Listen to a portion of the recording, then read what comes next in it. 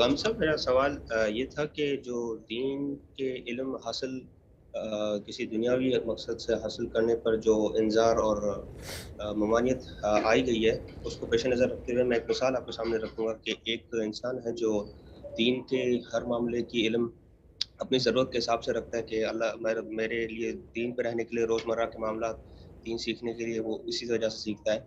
और ना उसकी शादी हुई थी, ना उसके बच्चे थे, तो उसने विरासत का कानून इस वजह से नहीं सीखा। लेकिन अलबत्ता अब एक सीएसएस का या कोई एग्ज़ाम आया जिसमें उससे उसके बारे में भी पूछा जाएगा।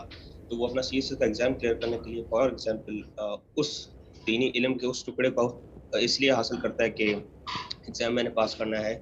तो मेरा सवाल ये है कि क्या चीज़ ये जायज़ होगी इन हदीस की रोशनी में या ये नाजायज़ होगी? और अगर नाजायज़ है तो क्या वो रिया किसी चीज़ है कि एक दफ़ा या कितना ही छोटा दीन के इल्म का टुकड़ा आपने दुनियावी फ़ायदे से किया तो वो रिया शिर्क जैसी चीज़ बन जाएगी? ठीक है जी। या वो इस तरीके की एक चीज़ है कि अगर जैसे एक इंसान मस्जिद को सिर्फ़ अपने लिए बात वाज़ेह ट्रैवलिंग हो गई के सर, बात दौरान वाज़ेह हो गई। गेस्ट हाउस ही बना के रखे। जी, बात वाज़ेह हो गई। बहुत जी, शुक्रिया।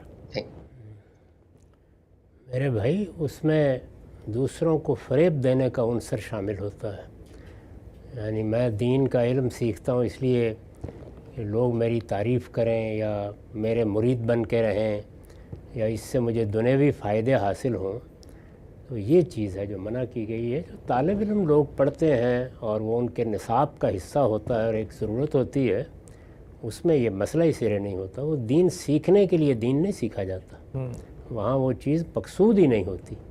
इम्तहान पास करने के लिए एक निसाब पढ़ा जाता है, तो उसको उसी दायरे में रखिए। एक आदमी मिसाल के तौर पर कहीं पढ़ाता है, उसके लिए उसे मालूमात के पहलू से कोई दीन की बात जाननी पड़ गई, वो उसका मौजू नहीं है, तो वो अपने पढ़ाने की ज़रूरतों के लिहाज से इल्म हासिल करता है, उसका इससे ताल्लुक़ नहीं।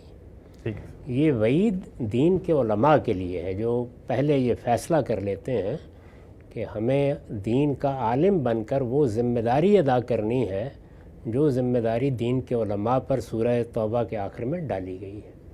उनके लिए ये ज़रूरी है कि वो दुनियावी फ़ायदों को सामने रख कर दीन का इल्म हासिल न करें।